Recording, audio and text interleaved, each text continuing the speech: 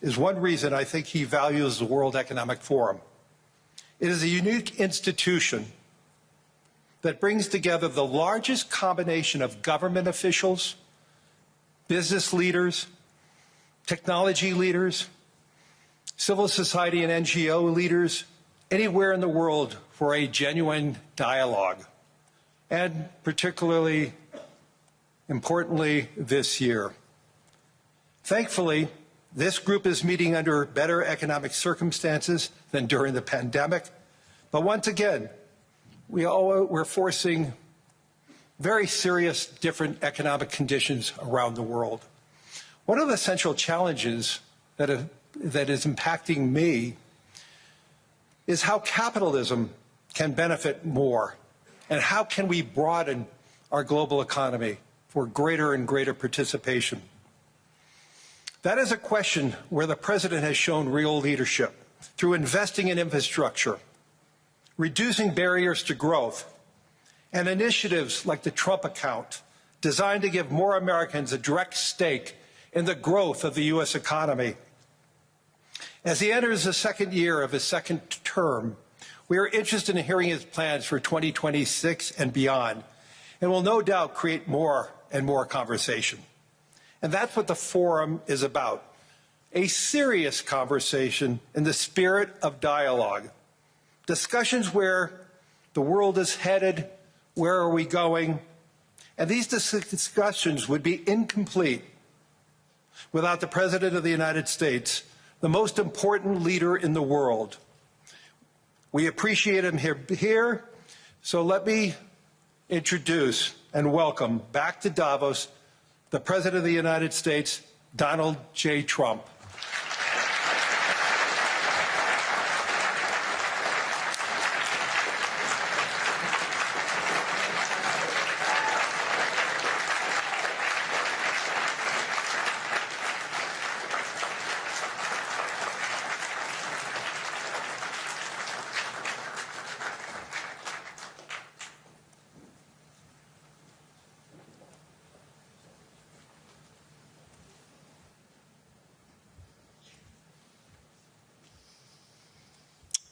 Well, thank you very much, Larry. It's great to be back in beautiful Davos, Switzerland, and to address so many respected business leaders, so many friends, few enemies, and all of the distinguished guests. It's a who's who, I will say that. I've come to this year's World Economic Forum with truly phenomenal news from America. Yesterday marked the one-year anniversary of my inauguration, and today, after 12 months back in the White House, our economy is booming, growth is exploding, productivity is surging, investment is soaring, incomes are rising, inflation has been defeated, our previously open and dangerous border is closed and virtually impenetrable. And the United States is in the midst of the fastest and most dramatic economic turnaround in our country's history. Under the Biden administration, America was plagued by the nightmare of stagflation, meaning low growth, and high inflation, a recipe for misery, failure, and decline. But now, after just 1 year of my policies, we are witnessing the exact opposite: virtually no inflation and extraordinarily high economic growth, growth like I believe you'll see very shortly our country has never seen before, perhaps no country has ever seen before. Over the past 3 months, core inflation has been just 1.6%. Meanwhile, fourth quarter growth is projected to be 5.4%, far greater than anybody other than myself and a few others had predicted. Since the election, the stock market has set 52 all-time high records.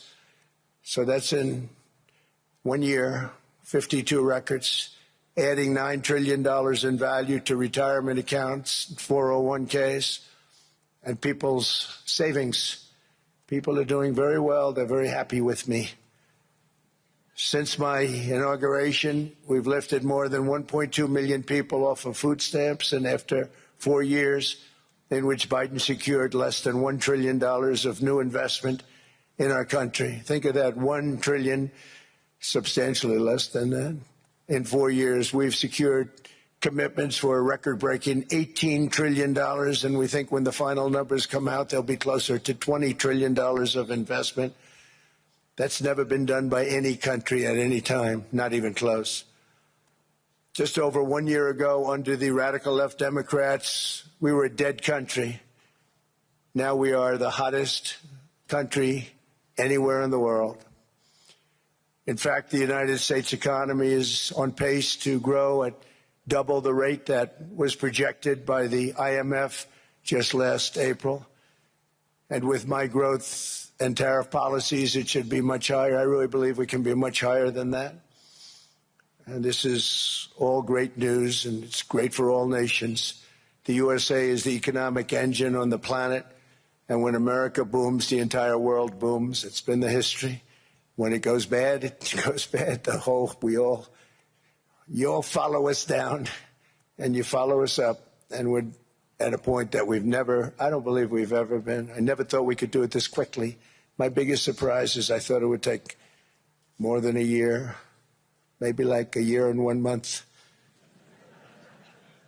But it's happened very quickly. This afternoon, I want to discuss how we have achieved this economic miracle, how we intend to raise living standards for our citizens to levels never seen before, and perhaps how you too and the places where you come from can do much better by following what we're doing, because certain places in Europe are not even recognizable, frankly, anymore. They're not recognizable.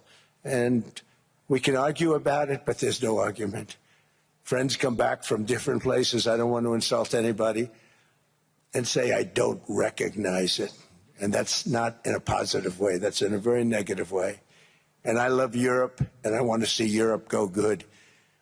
But it's not heading in the right direction. In recent decades, it became conventional wisdom in Washington and European capitals that the only way to grow a modern Western economy was through ever-increasing government spending, unchecked mass migration, and endless foreign imports.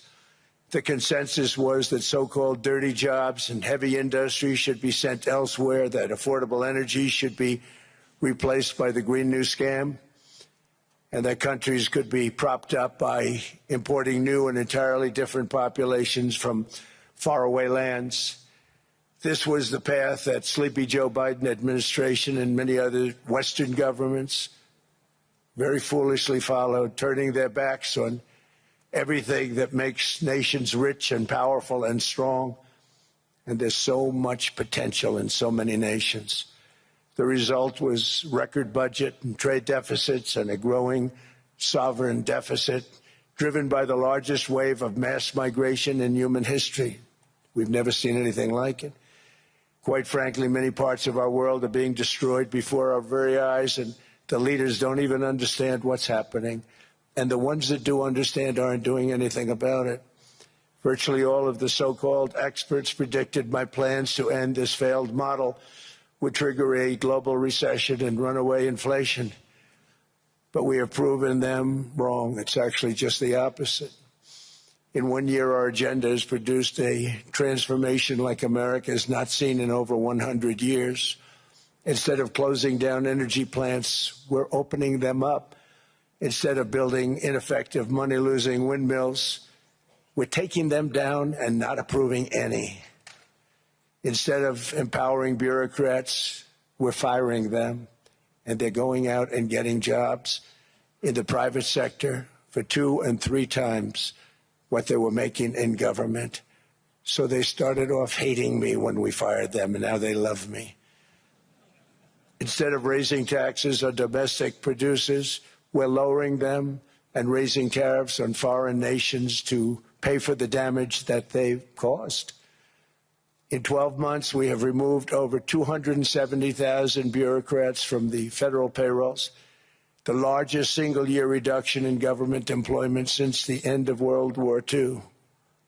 Nobody thought that was coming, but we had no choice. To make a country great, you can't have all federal jobs.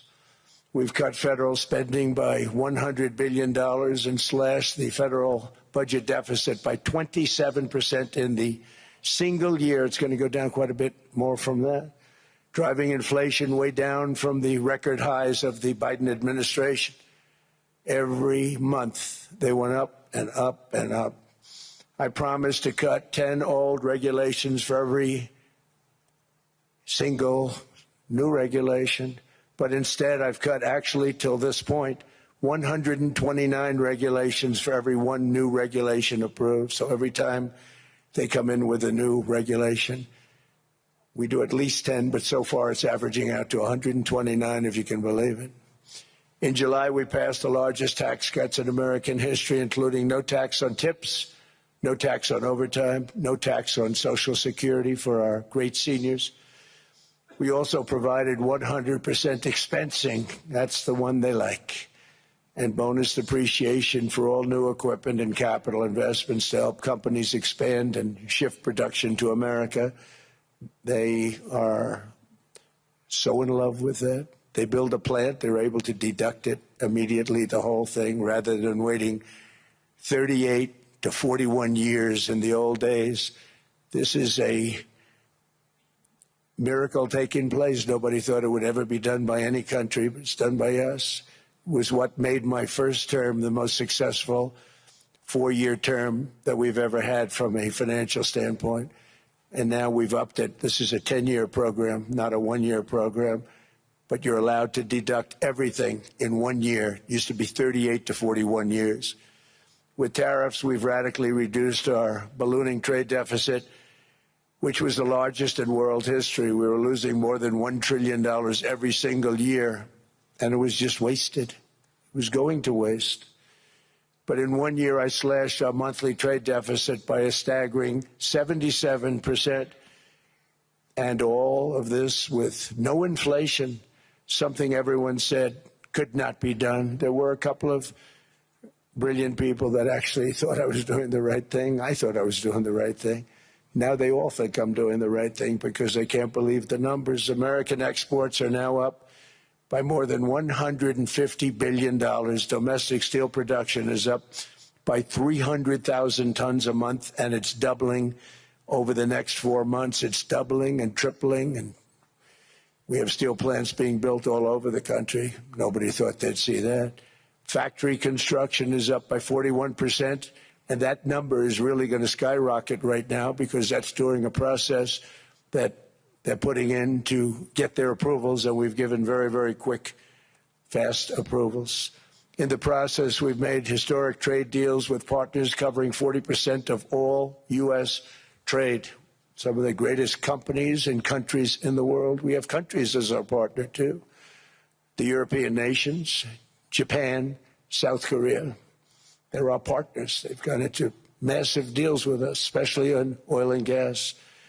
And these agreements raise growth and cause stock markets to boom, not only in the U.S., but virtually every country that came to make a deal, because, as you've learned, when the United States goes up, you follow. It's really become a staple. In America, I've stopped the nation-wrecking energy policies that drive up prices while sending jobs and factories to the world's worst polluters. They are indeed polluters. Under Sleepy Joe Biden, new domestic oil and gas leases fell by 95%. Think of that. And they wonder, why was gasoline going up so fast? The gasoline actually topped $5 a gallon, and some places $7 a gallon, and more than 100 major power plants were violently shut down by incompetent people that had no idea what the hell they were doing. Under my leadership, U.S. natural gas production is at an all-time high by far. U.S. oil production is up by 730,000 barrels a day, and last week we picked up 50 million barrels from Venezuela alone.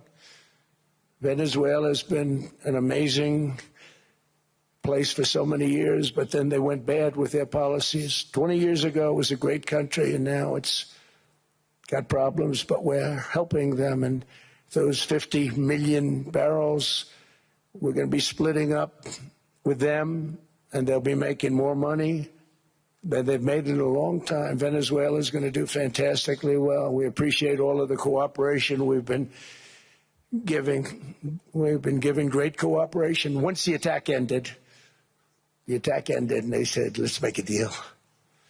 More people should do that.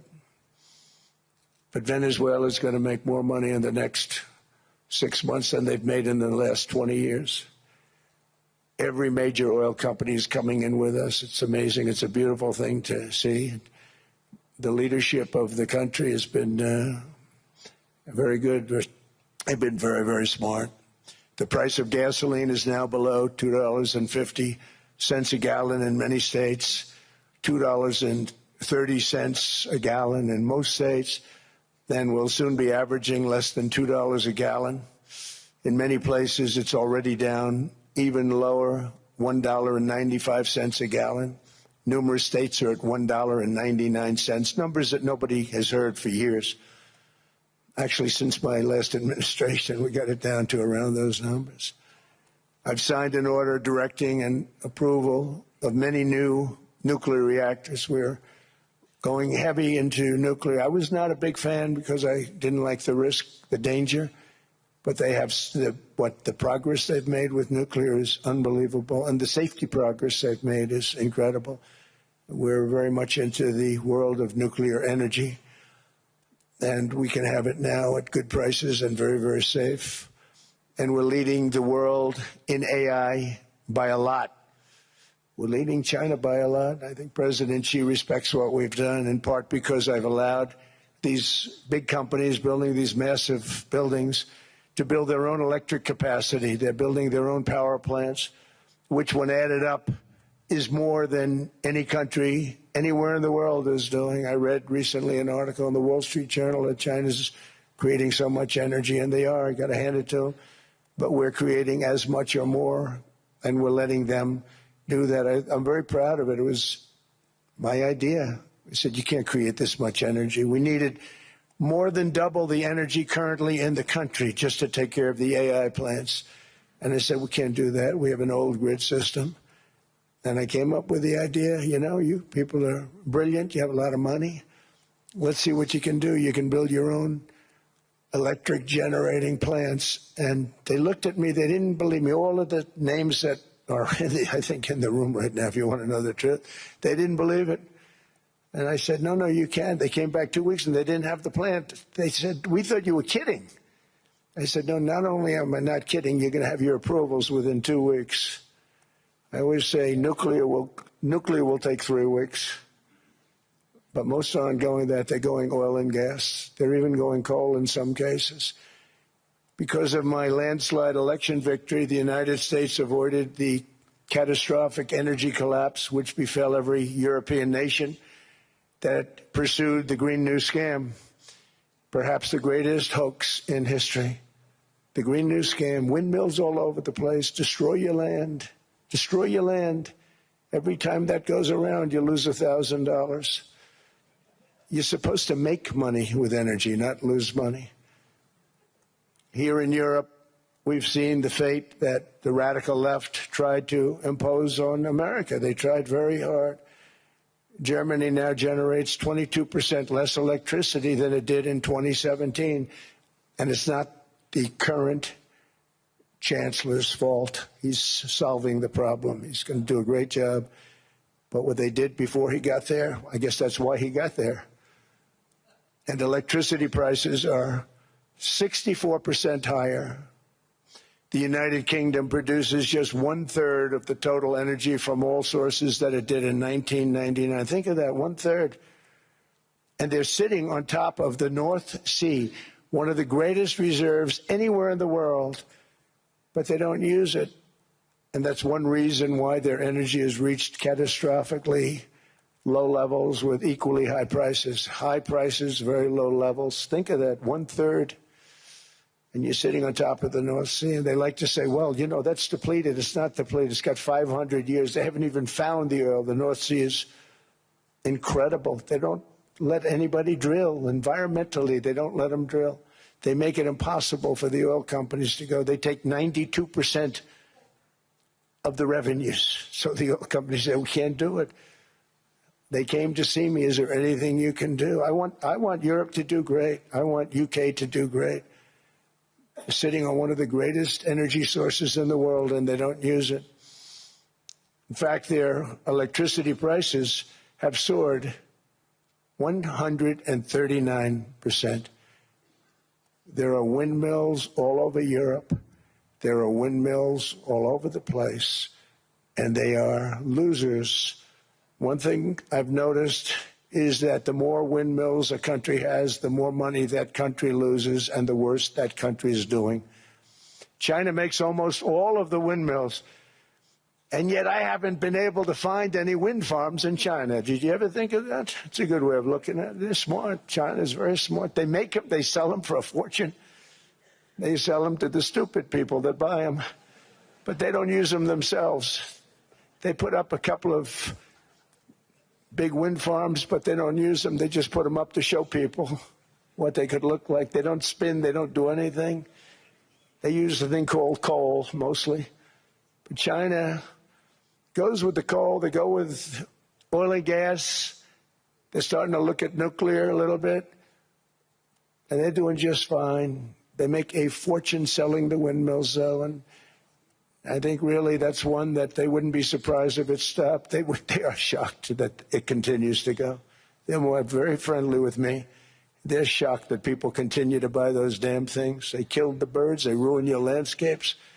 Other than that, I think they're fabulous, by the way. Stupid people buy them. The consequences of such destructive policies have been stark, including lower economic growth, lower standards of living, lower birth rates, more socially disruptive migration, more vulnerability to hostile foreign adversaries, and much, much smaller militaries. The United States cares greatly about the people of Europe. We really do. I mean, look, I am derived from Europe. Scotland and Germany, 100% Scotland, my mother, 100% German, my father. And we believe deeply in the bonds we share with Europe as a civilization. I want to see it do great. That's why issues like energy, trade, immigration, and economic growth must be central concerns to anyone who wants to see a strong and united West, because Europe and those countries have to do their thing. They have to get out of the culture that they've created over the last 10 years. It's horrible what they're doing to themselves. They're destroying themselves. These beautiful, beautiful places. We want strong allies, not seriously weakened ones. We want Europe to be strong. Ultimately, these are matters of national security, and perhaps no current issue makes the situation more clear than what's currently going on with Greenland. Would you like me to say a few words of Greenland? I was going to leave it out of the speech, but I think I would have been reviewed very negatively. I have tremendous respect for both the people of Greenland and the people of Denmark, tremendous respect. But every NATO ally has an obligation to be able to defend their own territory. And the fact is, no nation or group of nations is in any position to be able to secure Greenland other than the United States. We're a great power, much greater than people even understand. I think they found that out 2 weeks ago in Venezuela. We saw this in World War II, when Denmark fell to Germany after just 6 hours of fighting and was totally unable to defend either itself or Greenland. So the United States was then compelled, we did it, we felt an obligation to do it, to send our own forces to hold the Greenland territory. And hold it we did, at great cost and expense. They didn't have a chance of getting on it, and they tried. Denmark knows that. We literally set up bases on Greenland for Denmark. We fought for Denmark. We weren't fighting for anyone else. We were fighting to save it for Denmark. Big, beautiful piece of ice. It's hard to call it land. It's a big piece of ice. But we saved Greenland. and successfully prevented our enemies from gaining a foothold in our hemisphere. So we did it for ourselves also. And then after the war, which we won it big. Without us, right now you'd all be speaking German and a little Japanese, perhaps. After the war, we gave Greenland back to Denmark. How stupid were we to do that? But we did it. But we gave it back. But how ungrateful are they now? So now our country and the world face much greater risks than it did ever before because of missiles, because of nuclear, because of weapons of warfare that I can't even talk about. 2 weeks ago, they saw weapons that nobody ever heard of. They weren't able to fire one shot at us. They said, what happened? Everything was discombobulated. They said, we've got them in our sights. Press the trigger, and nothing happened. No anti-aircraft missiles went up. There was one that went up about 30 feet and crashed down right next to the people that sent it. They said, what the hell is going on?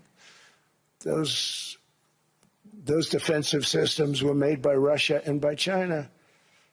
So they're going to go back to the drawing boards, I guess. Greenland is a vast, almost entirely uninhabited and undeveloped territory. It's sitting undefended in a key strategic location between the United States, Russia, and China. That's exactly where it is, right smack in the middle. Wasn't important nearly when we gave it back. You know, when we gave it back, it wasn't the same as it is now. It's not important for any other reason, you know, everyone talks about the minerals. There's so many places. There's no rare earth, no such thing as rare earth. There's rare processing, but there's so much rare earth. And to get to this rare earth, you got to go through hundreds of feet of ice. That's not the reason we need it. We need it for strategic national security and international security. This enormous unsecured island is actually part of North America, on the northern frontier of the Western Hemisphere. That's our territory. It is therefore a core national security interest of the United States of America. And in fact, it's been our policy for hundreds of years to prevent outside threats from entering our hemisphere, and we've done it very successfully. We've never been stronger than we are now. That's why American presidents have sought to purchase Greenland for nearly 2 centuries. You know, for 2 centuries they've been trying to do it. They should have kept it after World War II, but they had a different president. That's all right. People think differently. Much more necessary now than it was at that time, however. In 2019, Denmark said that they would spend over $200 million to strengthen Greenland's defenses. But as you know, they spent less than 1% of that amount. 1%. There's no sign of Denmark there. And I say that with great respect for Denmark, whose people I love, whose leaders are very good. It's the United States alone that can protect this giant mass of land, this giant piece of ice, develop it and improve it and make it so that it's good for Europe and safe for Europe and good for us. And that's the reason I'm seeking immediate negotiations to once again discuss the acquisition of Greenland by the United States, just as we have acquired many other territories throughout our history, as many of the European nations have. They've acquired. There's nothing wrong with it. Many of them, some went in reverse, actually, if you look. Some had great, vast wealth, great, vast lands all over the world. They went in reverse. They're stuck back where they started. That happens too. But some grow. But this would not be a threat to NATO. This would greatly enhance the security of the entire alliance, the NATO alliance. The United States is treated very unfairly by NATO. I want to tell you that. And when you think about it, nobody can dispute it. We give so much and we get so little in return.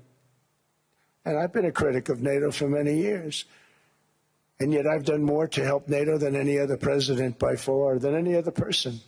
You wouldn't have NATO if I didn't get involved in my first term. The war with Ukraine is an example.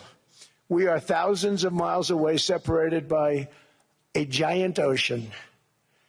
It's a war that should have never started, and it wouldn't have started if the 2020 U.S. presidential election weren't rigged. It was a rigged election. Everybody now knows that. They found out. People will soon be prosecuted for what they did. It's probably breaking news, but it should be. It was a rigged election. You can't have rigged elections. You need strong borders, strong elections, and ideally a good press. I always say it. Strong borders, strong elections, free, fair elections, and a fair media. The media is terrible. It's very crooked. It's very biased, terrible. But someday it'll straighten out because it's losing all credibility. Think of it. When I went in a landslide, a giant landslide, won all 7 swing states, won the popular vote, won everything, and I only get negative press. That means that it has no credibility. And if they're going to get credibility, they're going to have to be fair. So you need a fair press. But you also need those other elements. And I inherited a terrible, terrible situation.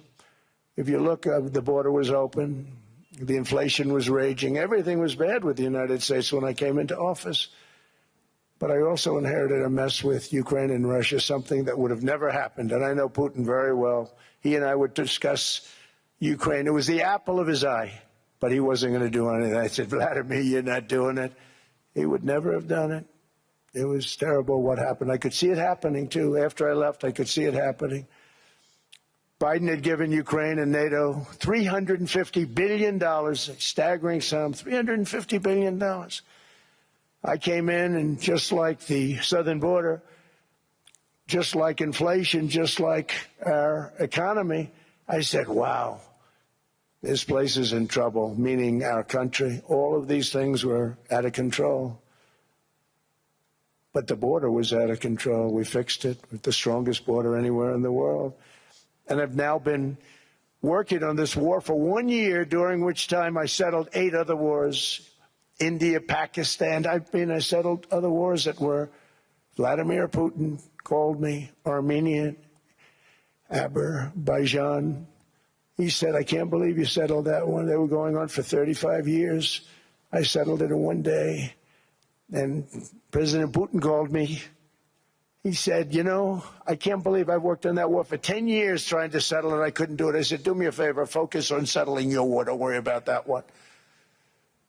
What does the United States get out of all of this work, all of this money, other than death, destruction, and massive amounts of cash going to people who don't appreciate what we do? They don't appreciate what we do. I'm talking about NATO. I'm talking about Europe.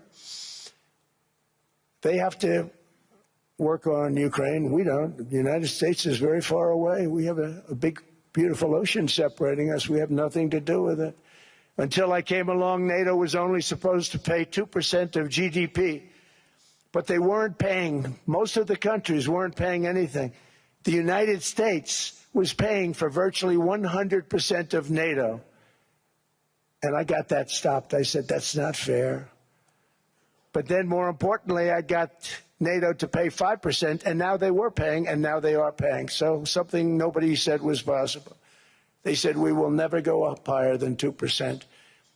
But they went to 5%, and now they're paying the 5%. They didn't pay the 2%, and now they're paying the 5%. And they're stronger for it, and they have an excellent, by the way, Secretary General, who's possibly in the room. Mark, are you here? Yes, he's here. Hello, Mark. We never asked for anything, and we never got anything. We probably won't get anything unless I decide to use excessive strength and force, where we would be, frankly, unstoppable. But I won't do that. Okay? Now everyone's saying, oh, good. That's probably the biggest statement I made, because people thought I would use force. I don't have to use force. I don't want to use force. I won't use force. All the United States is asking for is a place called Greenland, where we already had it, as a trustee, but respectfully returned it back to Denmark not long ago after we defeated the Germans, the Japanese, the Italians, and others in World War II. We gave it back to them. We were a powerful force then, but we are a much more powerful force now. After I rebuilt the military in my first term and continue to do so today, we have a budget of $1.5 trillion. We're bringing back battleships. The battleship is 100 times more powerful than the great battleships you saw in World War II, those great, big, gorgeous ships, the Missouri, the Iowa, the Alabama.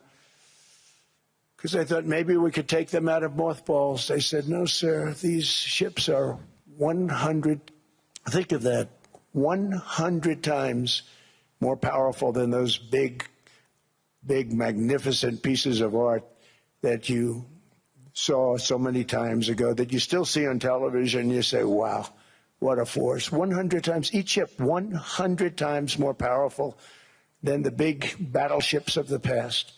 So that was the end of the mothball story. So what we have gotten out of NATO is nothing except to protect Europe from the Soviet Union and now Russia. I mean, we've helped them for so many years. We've never gotten anything, except we pay for NATO. And we paid for many years until I came along. We paid for, in my opinion, 100% of NATO because they weren't paying their bills. And all we're asking for is to get Greenland, including right title and ownership, because you need the ownership to defend it. You can't defend it on a lease. Number one, legally it's not defensible that way, totally. And number two, psychologically, who the hell wants to defend a license agreement or a lease, which is a large piece of ice in the middle of the ocean where if there is a war, much of the action will take place on that piece of ice. Think of it. Those missiles would be flying right over the center of that piece of ice. All we want from Denmark for national and international security and to keep our very energetic and dangerous potential enemies at bay is this land on which we're going to build the greatest golden dome ever built. We're building a golden dome that's going to, just by its very nature, going to be defending Canada. Canada gets a lot of freebies from us, by the way. They should be grateful also, but they're not. I watched your Prime Minister yesterday. He wasn't so grateful. But they should be grateful to us. Canada lives because of the United States. Remember that, Mark, the next time you make your statements. What we did for Israel was amazing, but that's nothing compared to what we have planned for the United States, Canada, and the rest of the world. We are going to build a dome like no other. We did it for Israel. And by the way, I told Bibi, stop taking credit for the dome. That's our technology. That's our stuff. But they had a lot of courage, and they were good fighters, and they did a good job, and we wiped out the Iran nuclear threat like nobody can believe. Nobody's ever seen anything like it. That, Venezuela, taking down Soleimani, wiping out al-Baghdadi when he tried to reinstitute ISIS. We did a lot. I did a lot of big things, all perfectly executed. Everyone was perfectly executed. Somebody told me that, a military expert told me, sir, everything you've done has been perfectly executed. I said, I know. So other presidents have spent, whether foolishly or not, trillions and trillions of dollars on NATO and gotten absolutely nothing in return. We've never asked for anything. It's always a one-way street. Now they want us to help them with Ukraine. And let me say, we're going to. I'm really helping, not even them. I want to see, last week, if you saw, it was 10,000 soldiers, but last month it was 31,000 soldiers died. 31,000. That's this room times, the number of people in this room times 30. Think of it. 30,000 soldiers died in 1 month. The month before it was 27,000. The month before that it was 28,000. The month before that it was 25,000. It's a bloodbath over there. And that's what I want to stop. It doesn't help the United States, but these are souls. These are young people. Look like you, look like some of you right in the front row. They go to war. Their parents are so proud. Oh, there he goes, comes back. 2 weeks later, they get a call, your son's head's been blown off. I want to stop it. It's a horrible war. It's the worst since World War II. They keep going, they'll exceed World War II. The numbers are staggering, how many people they've lost. They don't want to talk about it. Ukraine and Russia lost just tremendous amounts.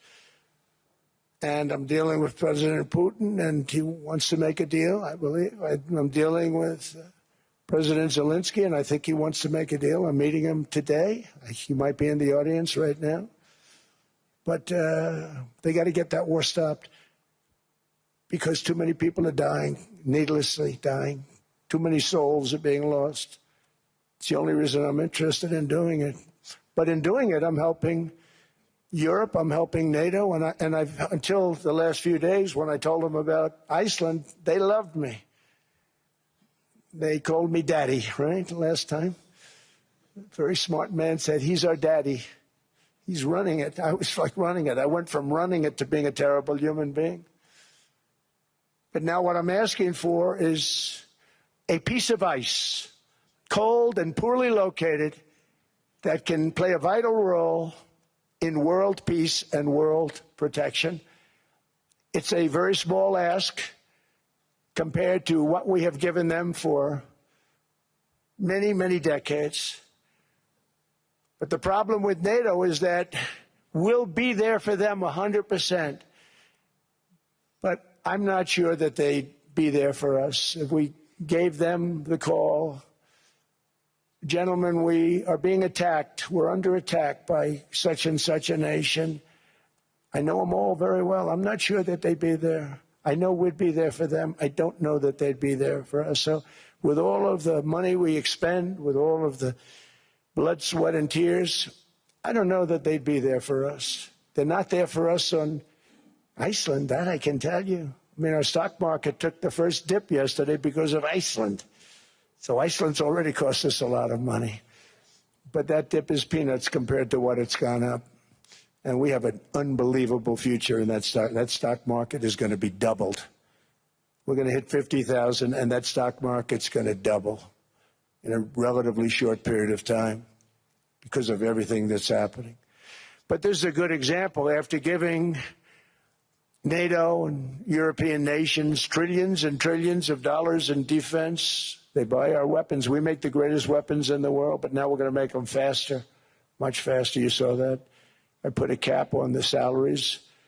Then I put no buybacks, no stock buybacks, no various other things that they were doing. I mean, they were making $50 million, but it would take them 3 years to give you a Patriot missile. I said, that's not good. My chauffeur can do a better job than that, and he makes slightly less than 50. They make big salaries. If they're going to make those big salaries, they're going to have to produce a lot faster. The good news is we have the greatest equipment in the world. Now we're going to start making it a lot faster. They're going to build additional plants. And all of the money that goes into stock buybacks is going to go into building plants. We're not allowing stock buybacks by defense companies any longer. They're going to build new plants to make Tomahawks, Patriots. We have the best equipment, F-35s. F-47, the new one just coming out. They say it's the most devastating plane, fighter jet ever. Who knows? They called it 47. If I don't like it, I'm going to take the 47 off it. I wonder why they called it 47. We'll have to think about that. But if I don't like it, I'm going to take that 47 off. But it's supposed to be the Stage 6. It's supposed to be the first Stage 6 plane, undetectable, like our B-2 bombers were undetectable. They flew right over Iran. They were undetectable. And they did their job, and they got the hell out of there. So we want a piece of ice for world protection, and they won't give it. We've never asked for anything else, and we could have kept that piece of land, and we didn't. So they have a choice. You can say yes, and we will be very appreciative, or you can say no, and we will remember. A strong and secure America means a strong NATO, and that's one reason why I'm working every day to ensure our military is very powerful, our borders are very strong, and above all, our economy is strong because national security requires economic security and economic prosperity, and we have the greatest that we've ever had. Biden and his allies destroyed our economy and gave us perhaps the worst inflation in American history. They say 48 years, I say forever, but I think 48 years is the equivalent to forever. Whether it's 48 years or ever, it's terrible, costing the typical family $33,000. What they did to this country should never, ever be forgotten. It's early, but he has to be rated as the worst president we've ever had by far. The auto pen did much of the damage. The auto pen, he was the auto pen president, because I don't believe a sane president would have ever signed the kind of things that he signed. But now grocery prices, energy prices, airfares, mortgage rates, rent, and car payments are all coming down, and they're coming down fast. We inherited a mess, but we've done a hell of a job in 12 months. Under my most favored nation policy for drug prices, the cost of prescription drugs is coming down by up to 90%, depending on the way you calculate. You could also say 5, 6, 7, 800%. There are two ways of figuring that. But we have a favored nations policy that every president wanted, no president was able to get. I got it, and other nations approved it. And I had to use tariffs in order to get it because they said, no way. In other words, a pill that costs 10% in London costs $130. Think it costs $10 in London, costs $130 in New York or in Los Angeles. And I'd say, boy, that's bad. Friends of mine would say, you know, we go to London, you can buy the stuff for nothing. We go all over the world, we can buy it for nothing. Because basically America was subsidizing every nation in the world. Because presidents allowed them to get away with it. It became very tough. So when I called up Emmanuel Macron, I watched him yesterday with those beautiful sunglasses. What the hell happened? But I watched him sort of be tough.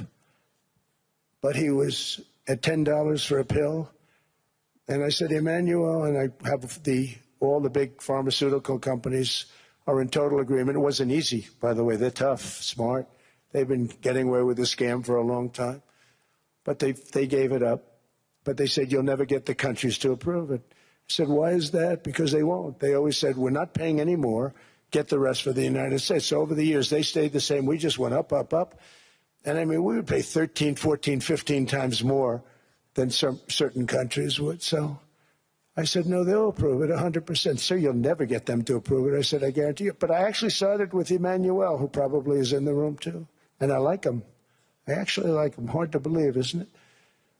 And I said, Emmanuel, you're going to have to lift the price of that pill to $20, maybe $30. Think of that. That means it's a doubling of prescription drugs. Might be a tripling, might be a quadrupling. It's not easy.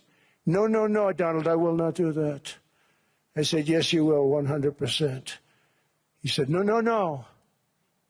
You're asking me to double.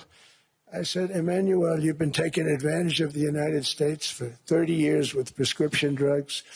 You really should do it, and you will do it. I have no doubt. In fact, I am 100% sure you're going to. No, no, no, I will not do it. Because, yes, in all fairness to him, he has to double or triple. Because the world being a bigger place than the United States, it's not that you meet in the middle. You just have to go up some, and we come down a lot. They go up a little, we come down a lot. So we're at $130. They're at 10. So they may have to go to 20 or 30. No more than that. I said, Emmanuel, you're going to be doubling or tripling? No, no, no. I said, here's the story, Emmanuel. The answer is you're going to do it. You're going to do it fast. And if you don't, I'm putting a 25% tariff on everything that you sell into the United States and a 100% tariff on your wines and champagnes. And that's about 10 times more than what I'm requesting. And you're going to do it. I don't want to go public with it, but you may make me do that. No, no, Donald, I will do it. I will do it. It took me, on average, 3 minutes a country, saying the same thing. You will do it. They all said, no, no, no, I will not do it. You're asking me to double the cost of prescription. I said, that's right, because you've been screwing us for 30 years. And they said, we will not do it. I said, that's all right. On Monday morning, we're putting a 25, 30, 50. I gave different numbers for different countries. This is also national security we're talking about. Not fair. We're not going to subsidize the whole world. And every one of those countries have agreed to do it. So one of the biggest things that I've done is the fact that we have now most favored nation. We will pay whatever the lowest price is in the entire world. So our drug prices are going to be coming down by staggering 90%. Again, you could say 1,000%, 2,000%. Depends on the way you want to figure it, but we'll go with the way the fake news likes it better because it sounds, can you imagine a 90% reduction sounds much worse. But drug prices are going to be coming down tremendously in all the nations, and I appreciate them doing it, but they did it. In all fairness, without tariffs, I wouldn't have been able to get it done. After declining $3,000 under Biden, real incomes are up in the United States by $2,000, $3,000, and even $5,000 and more. Home ownership has always been a symbol of health and vigor of American society, but that goal fell out of reach for millions and millions of people in the Biden era because interest rates went up so high. Today, I'm taking action to bring back this bedrock of the American dream. In recent years, Wall Street giants and institutional investment firms, many of you are here, many of you are good friends of mine, many of you are supporters. Sorry to do this, Joe, I'm so sorry. But you've driven up housing prices by purchasing hundreds of thousands of single-family homes, and it's been a great investment for them. Often as much as 10% of houses on the market.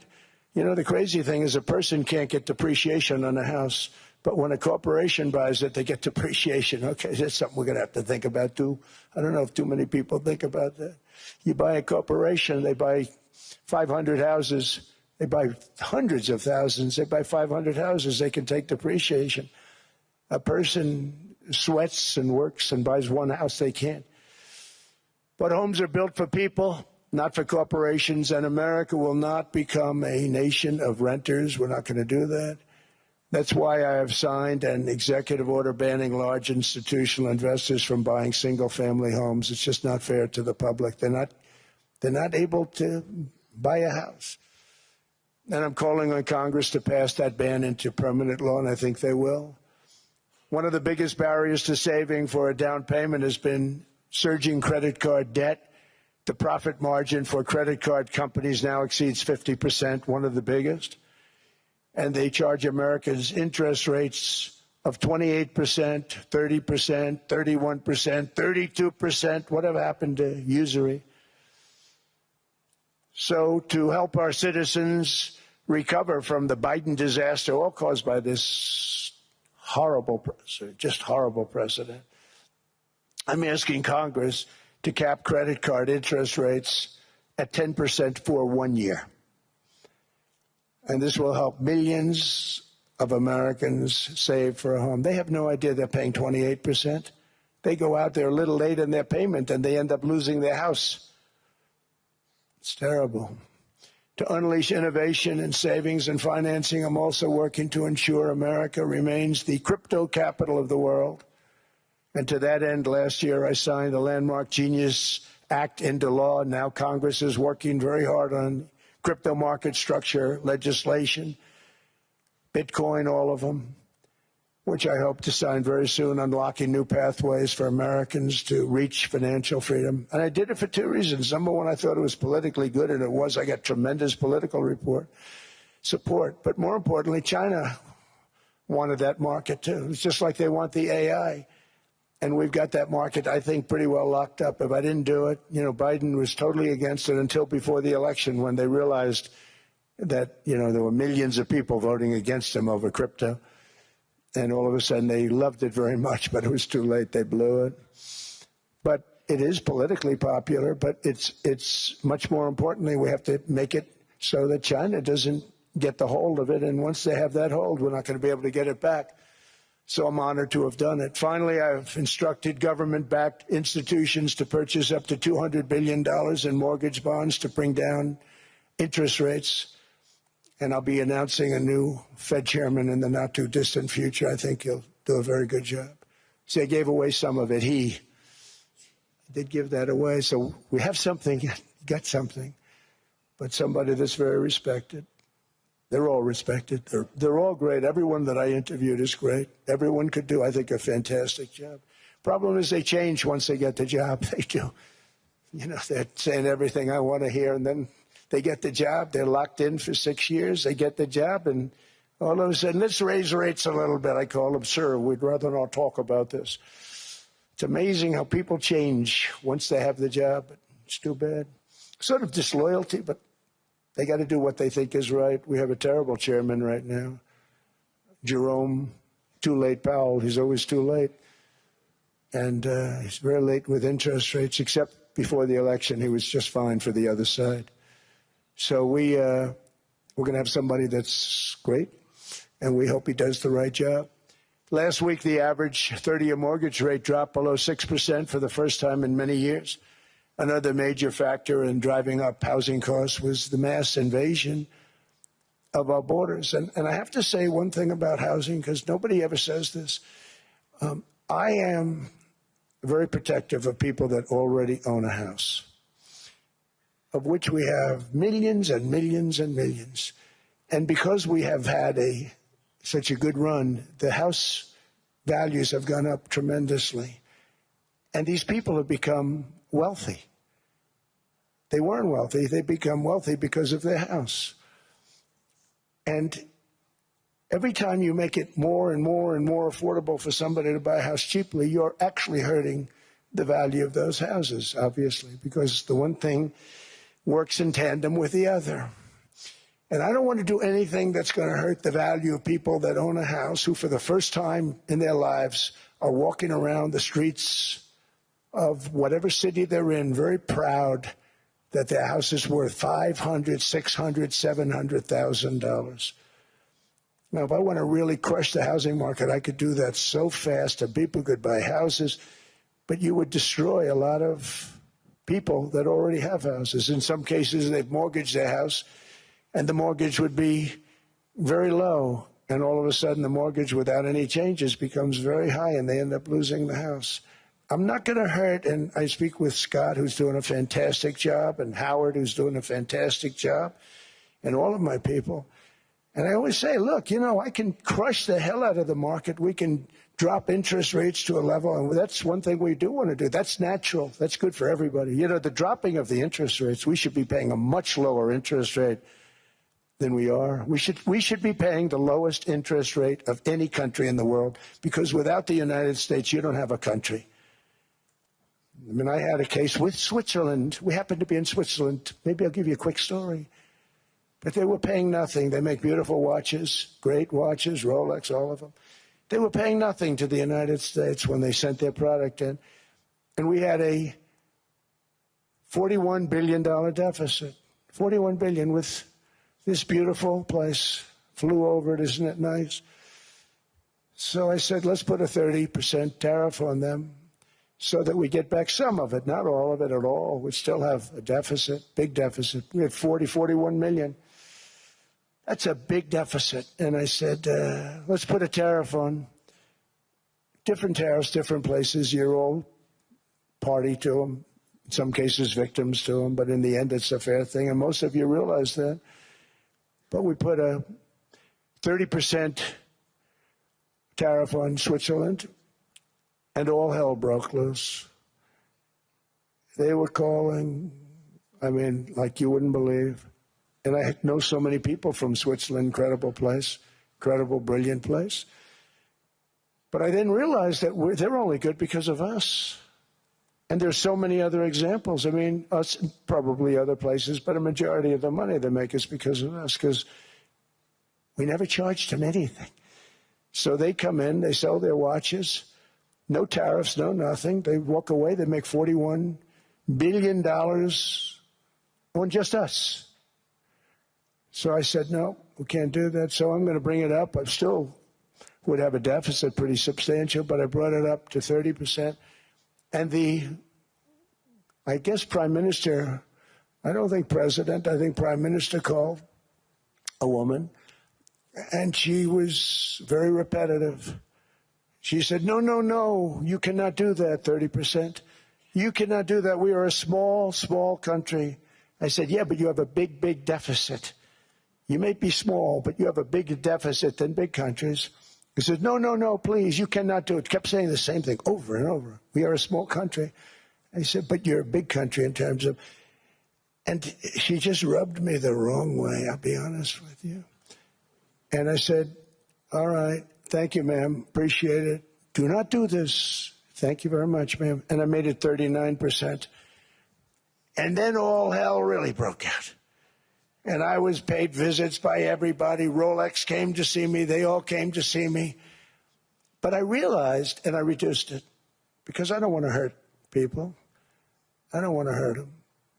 And we brought it down to a, lower level. Doesn't mean it's not going up. But we brought it down to a lower level. But they pay now, tariff. But I realized that we have many places like that where they're making a fortune because of the United States. Without the United States, they wouldn't be making anything. Think of it. Switzerland made $41 billion on us. And as she said, it's a small place. And I realized with that, I don't know, it was so, because she was so aggressive. And I realized in that conversation that the United States is keeping the whole world afloat. Many places, I could give you 6, 7 places just in the people in this little area. I know every one of them. They're looking down. They don't want to see me, and they don't want to stare me in the eyes. But they're taking advantage of, everybody took advantage of the United States. But I've been very fair, and I gave them a tariff, and it was fine. But I realized that without us, it's not Switzerland anymore. Without us, it's not any of the countries that are represented here. And we want to work with the countries. We want to work with them. We're not looking to destroy them. I could have said 39, 40%. I could have said I want a 70% tariff, then we make money with Switzerland. But Switzerland would have been probably destroyed, financially destroyed. I don't want to do that. But we should be paying the lowest interest rate of everybody. I hope Scott's listening to this, because we should be paying the lowest interest rate of everybody. Without us, most of the countries don't even work. And then you have the protection factor. Without our military, which is the greatest in the world by far, without our military, you have threats that you wouldn't believe. You wouldn't believe. You don't have threats because of us, and that's because of NATO. One other thing, and I have to say it so importantly, in the old days, and I used to say I'm the youngest in the room. Now I'm among the older. I hate to say it. I don't feel old, but I'm among the older. But I remember not long ago, 20, 25 years ago, when good news came out about, let's say, the United States. The United States had a great quarter. The United States had a great month. All the stocks went up. And that's the way it's supposed to be. Now when they say the United States had a record quarter, it's unbelievable how well it's doing, all the stocks crash because they say, oh no, inflation, they're going to raise interest rates. And they do. Some of these stupid people like Powell, they raise interest rates. And what they do is they stop you from being successful. It used to be when we had a great quarter, a great month, great earnings, great anything, any good news, the stock market went up. That's the way it's going to be. We got to do that again because that's the way it should be. Now when we have a great month, they want to kill it. Like we did over 5%. People were surprised. We should do 20%. We could do 25%. When we announce good numbers, and the reason is they're so petrified of inflation. And growth doesn't mean inflation. We've had tremendous growth with very low inflation. In fact, growth can fight inflation, proper growth. So we want to get back to the days when we announced great numbers, because we're going to be announcing phenomenal. You know, all these factories that are being built at record, thousands of businesses are being built right now. Remember, $18 trillion is invested. I think the second number is 3, and that was China many years ago. Investments in the country from outside. 18 trillion, nobody's ever seen. And that's money coming in and building things, factories. Thousands of businesses are being built, thousands. Hundreds of big factories, car plants are moving back to the United States. They're coming in from Canada, they're coming in from Mexico, from Japan. Japan's coming in and building plants here in order to avoid tariffs. They're coming in from China, they're coming in from all over the world. We have more plants being built now, car plants, than we've ever had built, even in the heyday from the 1940s and 50s. And they're bigger. They don't use renovations anymore where they take an old plant, they rip it down, they build a brand new plant, super modern plant. But it's happening at levels that nobody's ever seen. In 2024, the U.S. built less than 2 million new homes, but Biden admitted more than 8 million new migrants. And those days are over. In 2025, for the first time in 50 years, the United States had reverse migration. Boy, that was nice. And these were criminals that were being taken out of our country because they allowed people to come into our country from jails, from gangs, drug dealers, murderers. 11,888 murderers. We've gotten most of them out. And then ICE gets beat up by stupid people from leadership in Minnesota. We actually are helping Minnesota so much, but they don't appreciate it. Most places do. You know, Washington, D.C. is the safest place now in the United States. It was a very dangerous place to walk, and now you can walk with your wife, your kids, right through the middle of the city. Right now, Washington, D.C. is as safe as it gets. It was one of the most unsafe, I had to admit. We sent in the military, the National Guard. Within 2 months, it was great. Within 3 months, it's like a really great place and a safe place and a beautiful place. It's even been cleaned up. The graffiti's gone. The fences are gone. We don't have to worry about fences anymore. All of the places, the grasses are cut and replaced with new grass in many cases. It's all going to happen in the spring.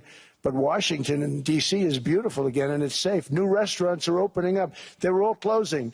Now you can't get into a restaurant. Restaurants in Washington, D.C. are all opening. Memphis also, Memphis, Tennessee, New Orleans, Louisiana. We're there for 3 weeks. We've cut the crime down by 64%. Within another month, we'll have virtually no crime there. We can do that all over. We're going to help the people in California. We want to have no crime. I know Gavin was here. I used to get along so great with Gavin when I was president. Gavin's a good guy. And we're going to, if he needed it, I would do it in a heartbeat. I'd love to see. We did help them a lot in Los Angeles, a lot with the early in my term when they had some problems. But we would love to do it. I will say this, if I were a Democrat governor or whatever, I would call up Trump. I'd say, come on in, make us look good, because we're cutting crime down to nothing. And we're taking people out, career criminals who are only going to do bad things, and we're bringing them back to their countries. But where we've done it, it's been amazing. And we have a capacity to do it at much greater levels.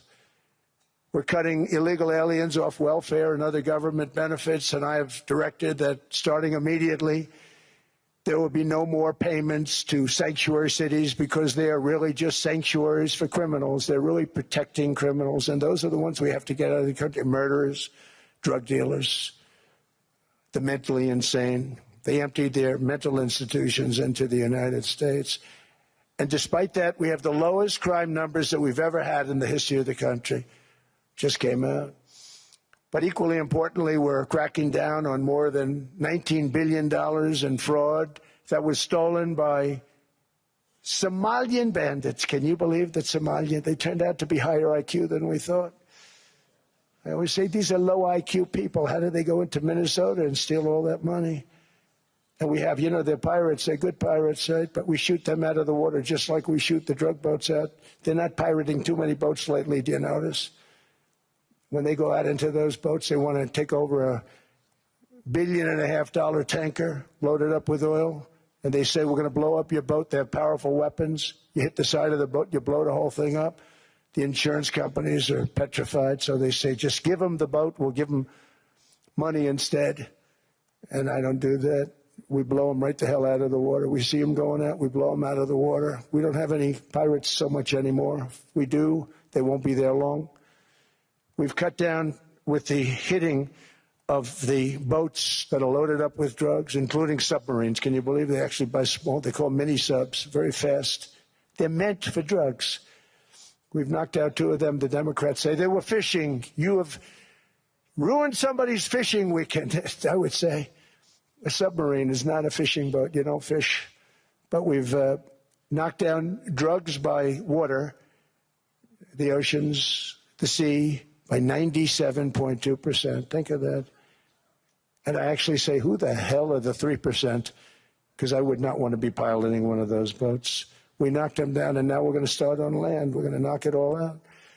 The land is the easy part. What we did on sea is incredible, and that's our great military. The situation in Minnesota reminds us that the West cannot mass import foreign cultures which have failed to ever build a successful society of their own. I mean, we're taking people from Somalia, and Somalia is a failed, it's not a nation. Got no government, got no police, got no military, got no nothing. And then we have this fake congressperson who they just reported is worth $30 million. You believe this? Ilhan Omar, talking about the Constitution provides me. She comes from a country that's not a country, and she's telling us how to run America. Not going to get away with it much longer, let me tell you. The explosion of prosperity and conclusion and progress that built the West did not come from our tax codes. It ultimately came from our very special culture. This is the precious inheritance that America and Europe have in common. We share it. We share it, but we have to keep it strong. We have to become stronger, more successful, and more prosperous than ever. We have to defend that culture and rediscover the spirit that lifted the West from the depths of the Dark Ages to the pinnacle of human achievement.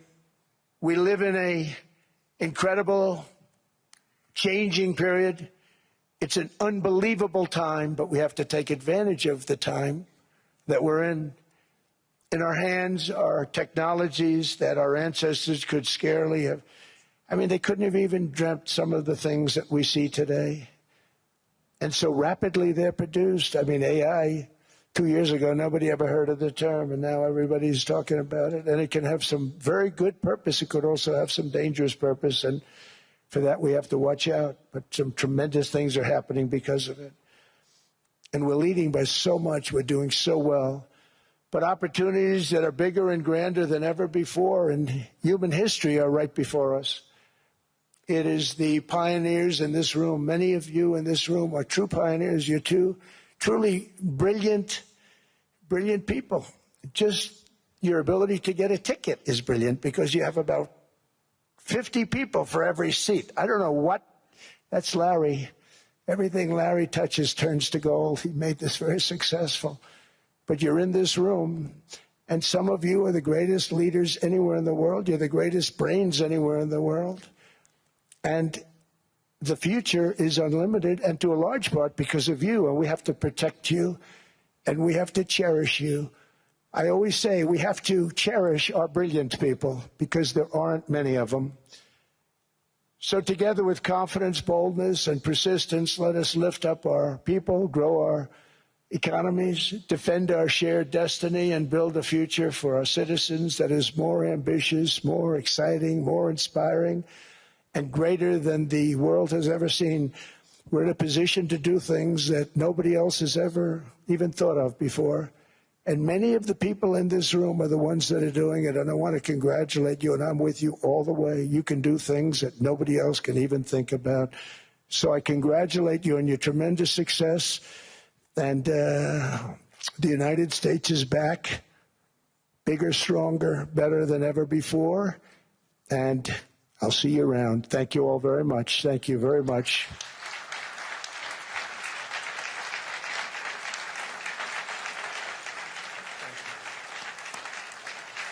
Thank you.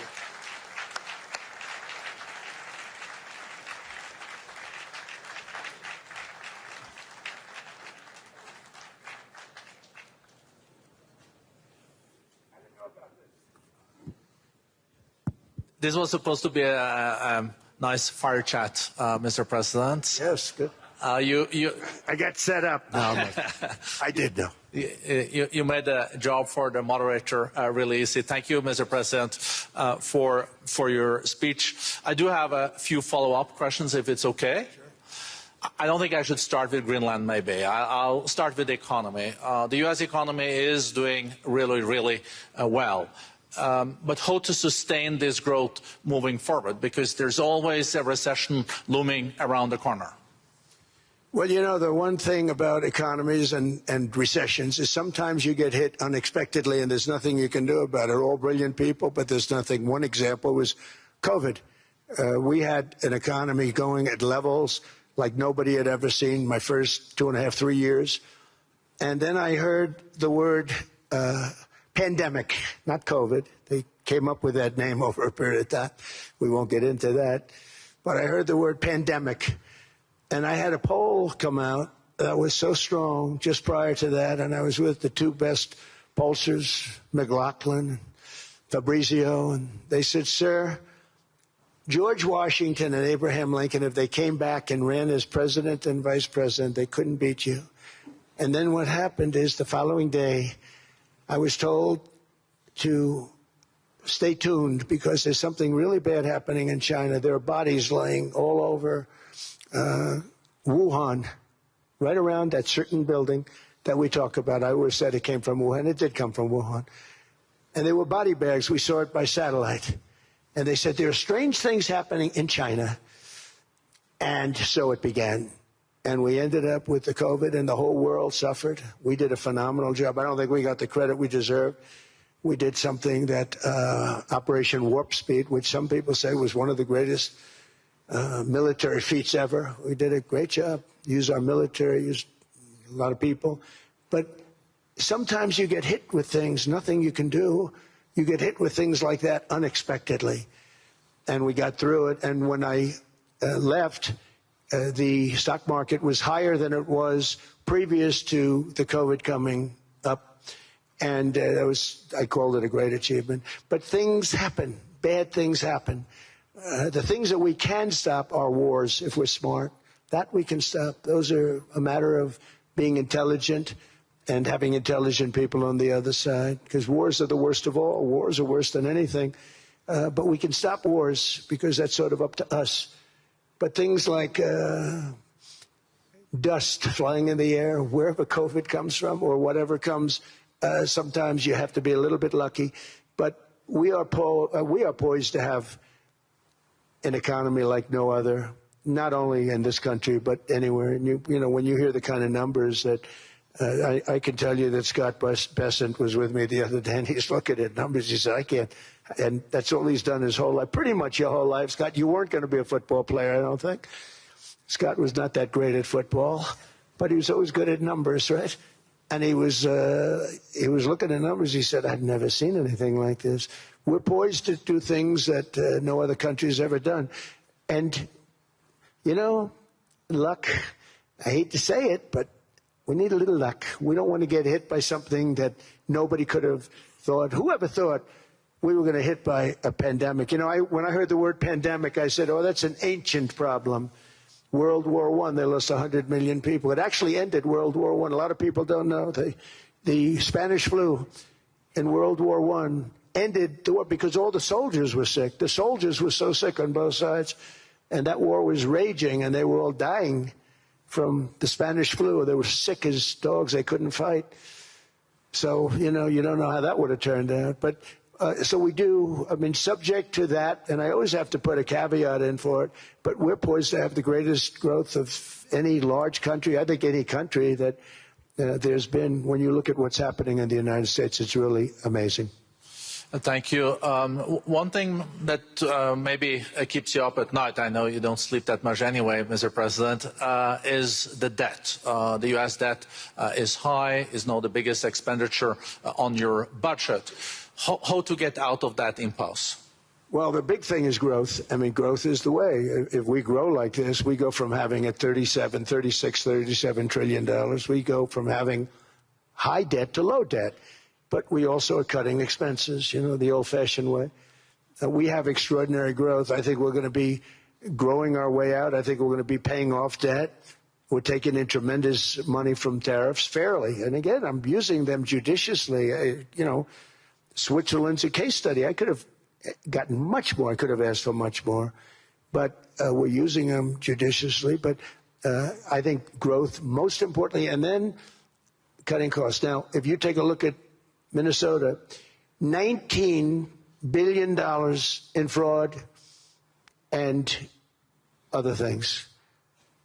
People going to airports, they came into the country, they don't have 10 cents, and they're leaving with hundreds of thousands of cash in their bags.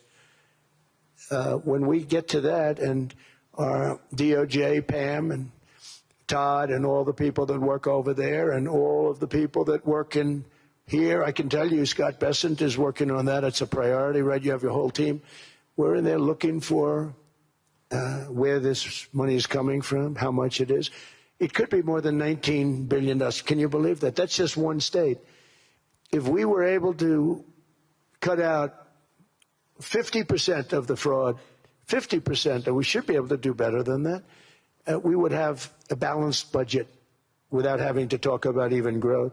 So we have a lot of options, but we're working very hard on that. That's a big deal. It's not just the protests, the fake protests done by agitators and, you know, professional insurrectionists. That's what they are. They're professional troublemakers. But we are looking very strong at the money, too, in Minnesota and other places.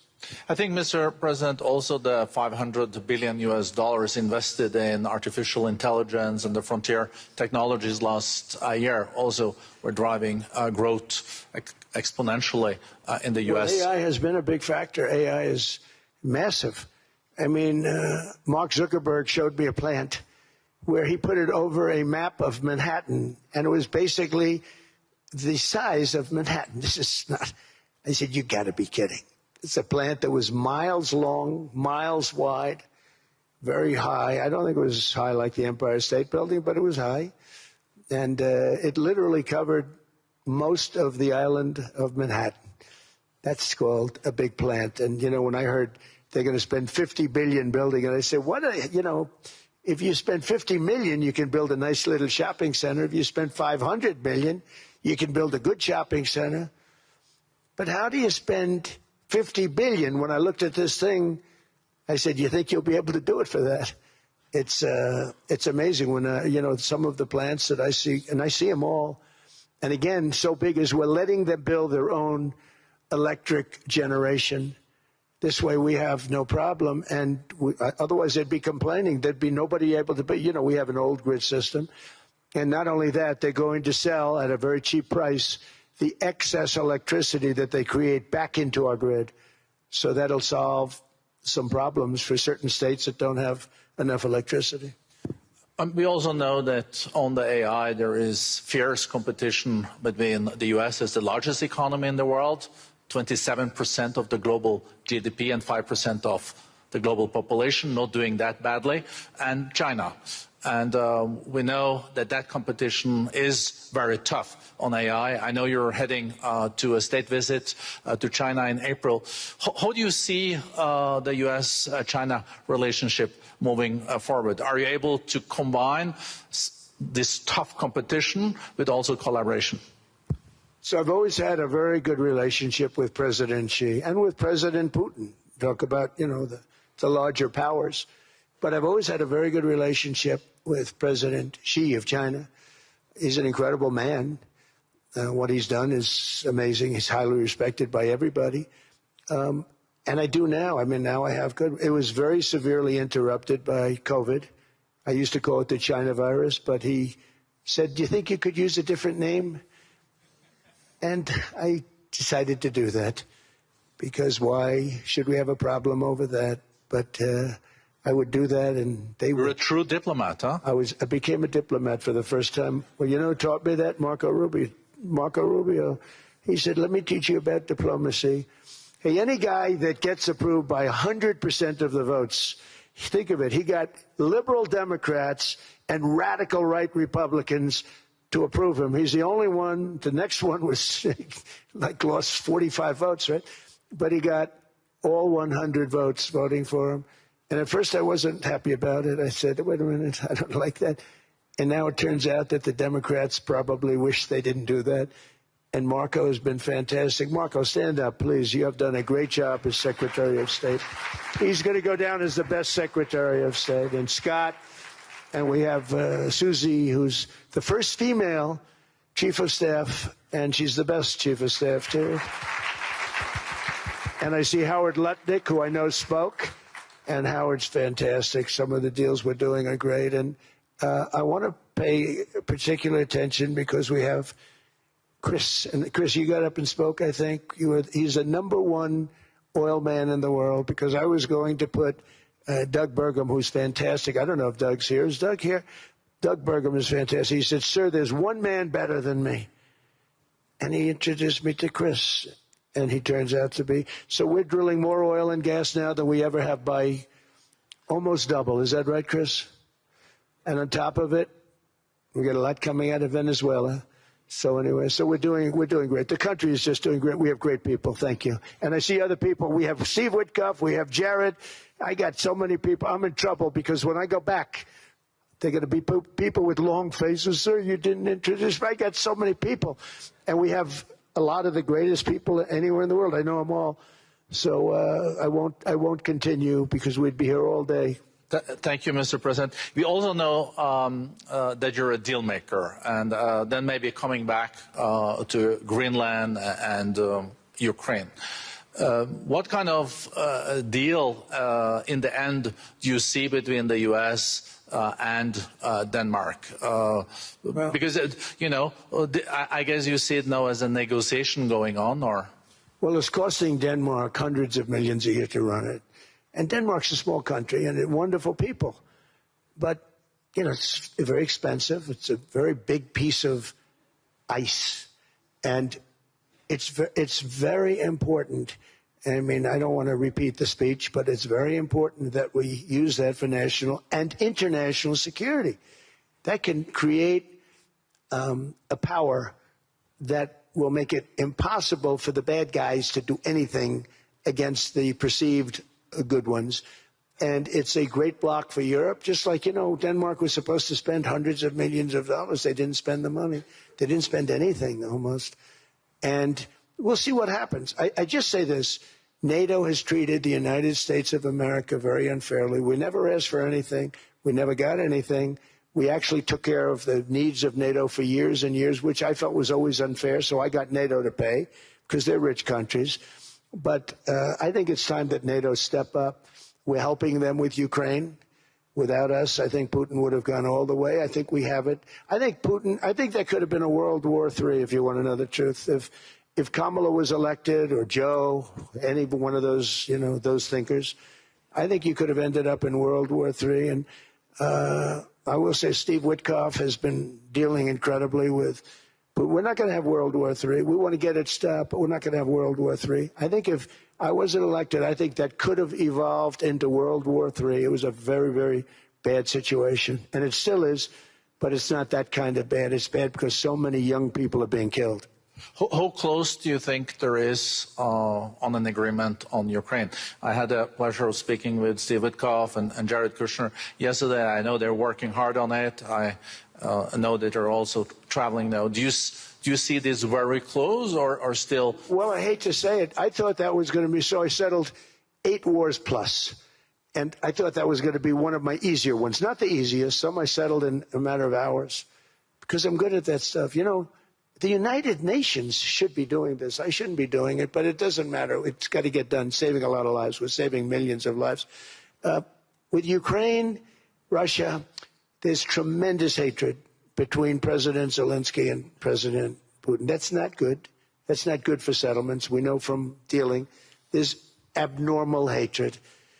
With that being said, I think Russia wants to make a deal. I think Ukraine wants to make a deal. And we're going to try getting a deal done. We're getting, I think, Steve, I think I can say that we're reasonably close. But what happens is oftentimes we'll have a deal with Russia. Russia's set, and President Zelensky will not do it. You saw that when he was in the Oval Office. I was not happy. And then we'll have President Zelensky wants to make a deal, and Putin doesn't want to make the deal. It's a very difficult balance, and it's big time, and it is, you know, to use a word, it's a bloodbath. It's horrible what's happening. It's a drone war. The drones are killing, you know, thousands of people a week, thousands. We have to get it stopped. So I believe they're at a point now. I'm going to meet with President Zelensky later today. I believe they're at a point now where they can come together and get a deal done. And if they don't, they're stupid. That goes for both of them. And I know they're not stupid. But if they don't get this done, they are stupid. So I don't want to insult anyone, but you got to get this deal done. Too many people are dying. It's not worth it. President Sisi is sitting on the first row here. He spoke earlier today and also complimented you on the Gaza deal. I think there will be a signing tomorrow. Of course, there are different views on this, but how important do you think this signing is on the board of peace? And do you think this is going to sustain? Do you think we now will see Gaza reconstructed and the billions of US dollars invested? I do. I mean, I think we have peace in the Middle East. There are some little situations like Hamas, and Hamas has agreed to give up their weapons. Now, you know, they were born with a weapon in their hand, so it's not easy to do. When they were born with a rifle in their hand. It's not an easy thing for them, but that's what they agreed to. They've got to do it. And we're going to know, Jared, over the next 2 or 3 days, certainly over the next 3 weeks, whether or not they're going to do it. If they don't do it, they'll be blown away very quickly. They'll be blown away. You know, we have 59 countries that are part of that whole peace deal. And some of those countries aren't even they're near the Middle East, but they're not in the Middle East traditionally. And they want to come in and take out Hamas. They want to come in. They want to do whatever they can. There's a problem with Hezbollah in Lebanon, and we'll see what happens there, but that's a problem. But there are these little flames, but there's peace in the Middle East. Now, had we not gone in and knocked out with those big, beautiful, we just ordered 25 brand new ones, the latest and the greatest, the B-2 bomber. Think of them, they went in there at 2 o'clock in the morning with no moon, no light, no nothing, and every single one of those massive bombs hit its target, 100,000-pound bombs hit its target, every one of them. And then on top of it, from a submarine 300 miles away, we hit the sites with tomahawks, which is an unbelievable weapon. So, you know, we did our job. If we didn't do that, you would have never had peace in the Middle East. And the countries like Saudi Arabia, UAE, and Qatar could never have, and others could never have signed anything because you would have had this dark cloud, and the dark cloud was Iran with nuclear. Iran would, if we didn't take them out, they would have had a nuclear weapon within 2 months. They were very close to having the nuclear weapon, and we hit them hard. And it was a total obliteration. If they may try again, but they're going to have to try from a different area because that area was obliterated. Incredible thing we did. And because we did that, we were able to make peace. If we didn't do that, I would say, Jared and Steve, if we didn't do that, there was no chance of making peace because the countries I just named and other countries could have never signed off. They were afraid. They were afraid. We had a bully. The bully was Iran, the bully of the Middle East. They used to call it for years. They were the bully of the Middle East. They're not the bully of the Middle East anymore. Mr. President, I know you even had to change plane last night, so I guess you didn't have much sleep, but I think you're... But your energy is still there. I know you have several bilateral meetings. I know you're also hosting a reception. So thank you so much for coming back to Davos. Thank you so much. It's highly appreciated. Well, thank you very much. Thank you, everybody, very much. Thank you.